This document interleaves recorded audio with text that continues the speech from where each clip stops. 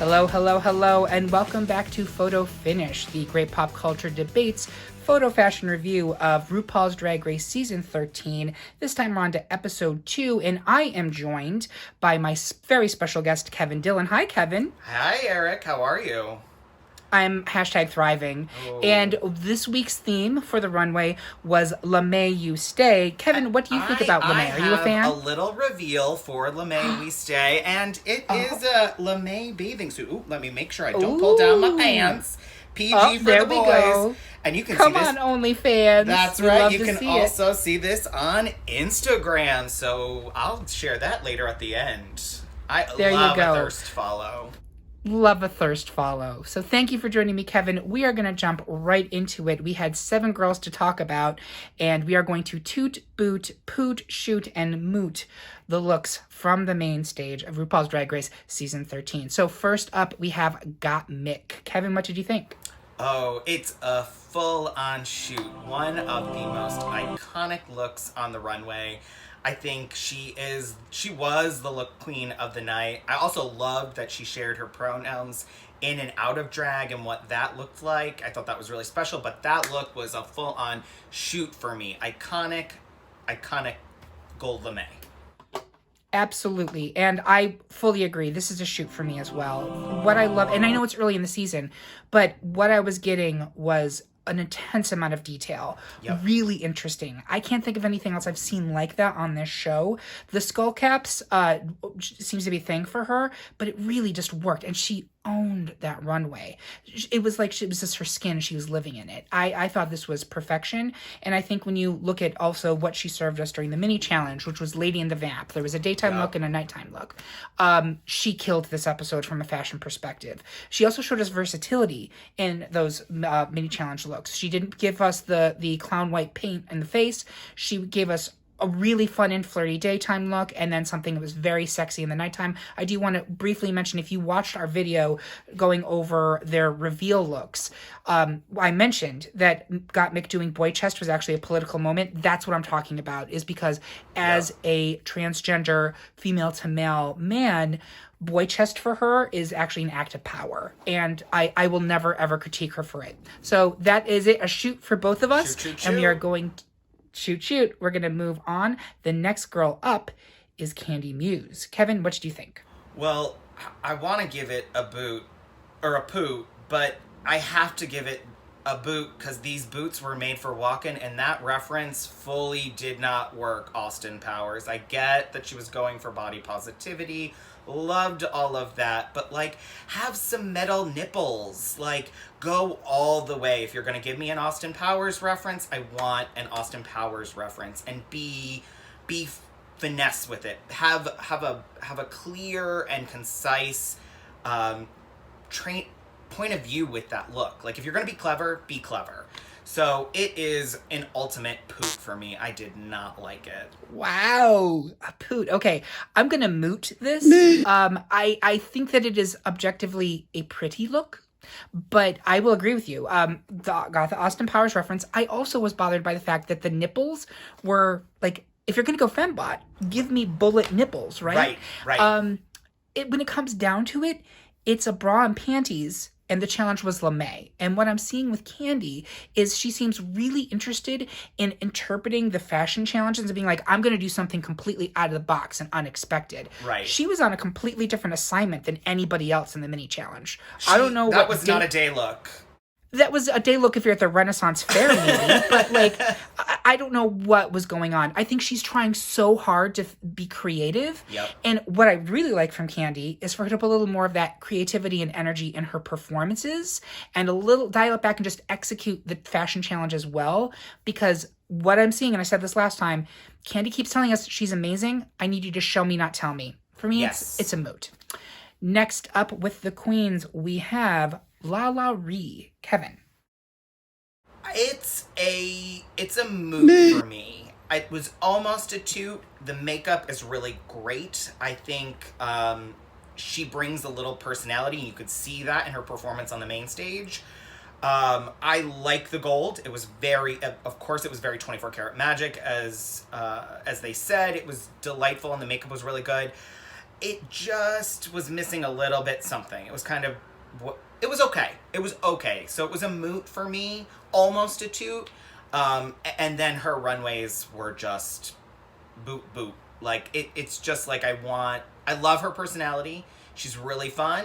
But even when Ru was playing with her about the Atlanta gay bars, she just didn't give anything back. She just kind of went like this. And I want to see that personality continue to shine in her outfits.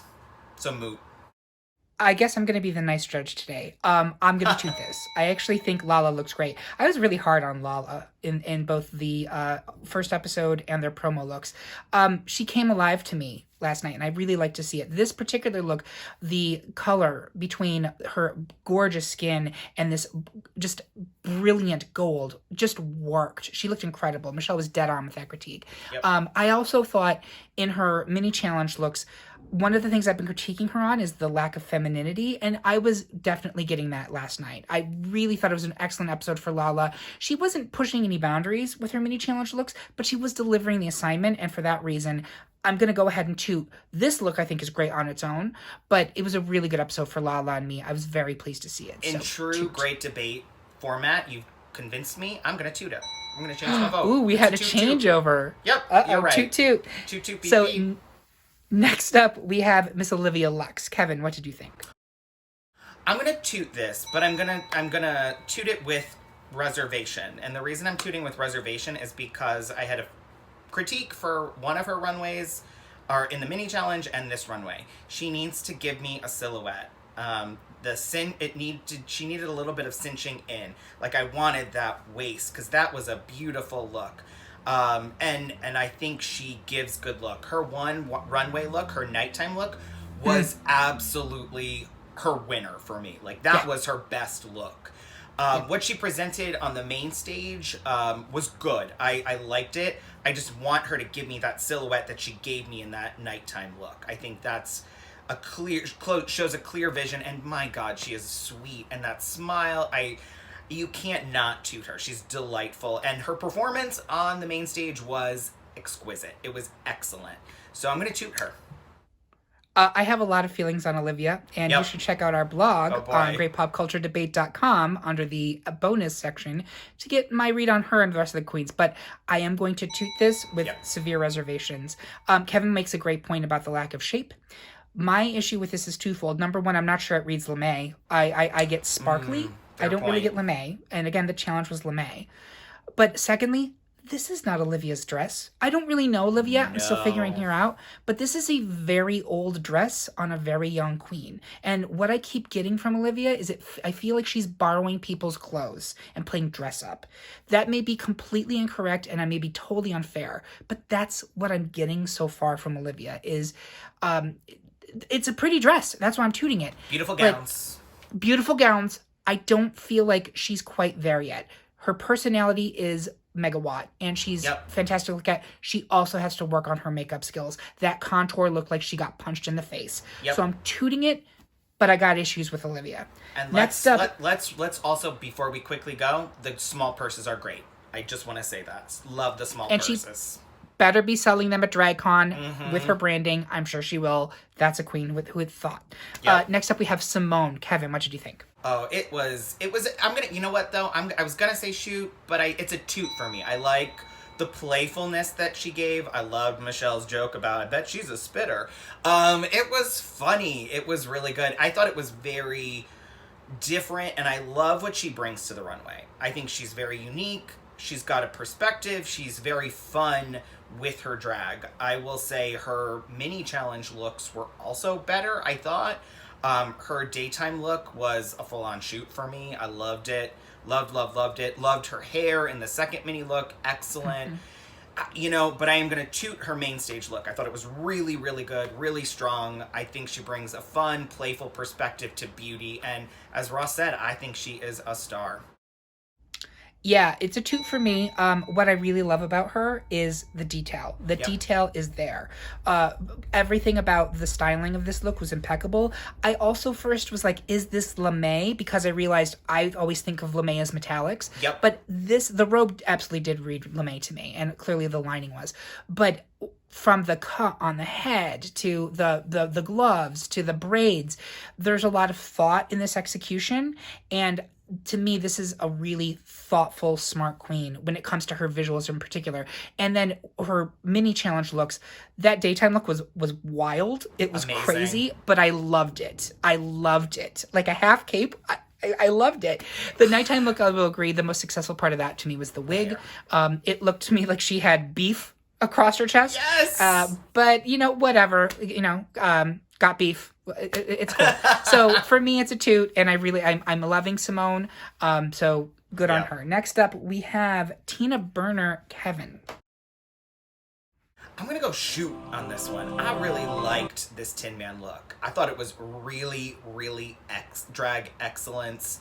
The axe purse was great.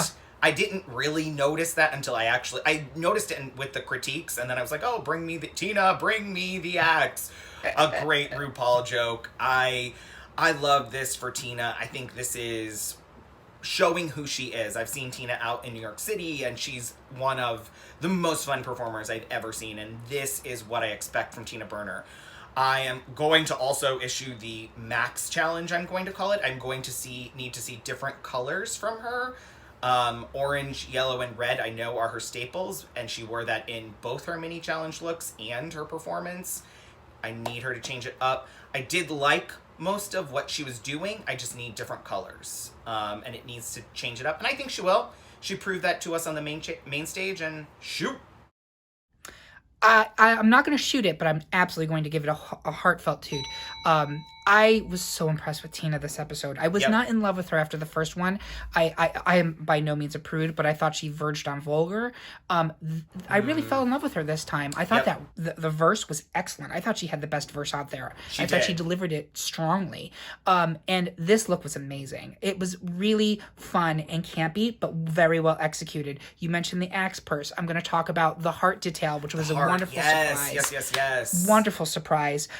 It looked great. The one thing I will mention as a critique, the hairline was not quite where it needed to be. When you're going with makeup like that, you got to make sure you're executing. But from a really strong actual challenge to I thought she was lovely and untucked. Great week for Tina Burner. Really excited about her moving on. Agreed. Next up, we have our final girl of the week. It's Elliot with 2 T's. Kevin? She said on the runway that she was showing off her a titty queen, and I'm like, where are the boobs? I don't see them.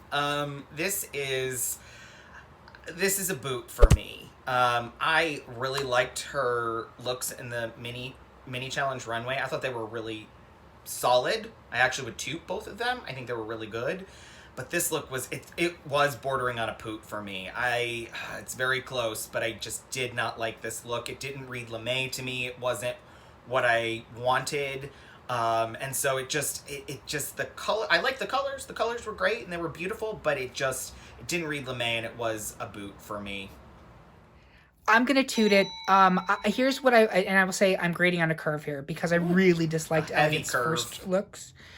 Heavy curve. I thought that her mini challenge looks were fine, but what I think I've come to realize about Elliot is she lacks a personal style, and I think she's interpreting these by what other people think are successful.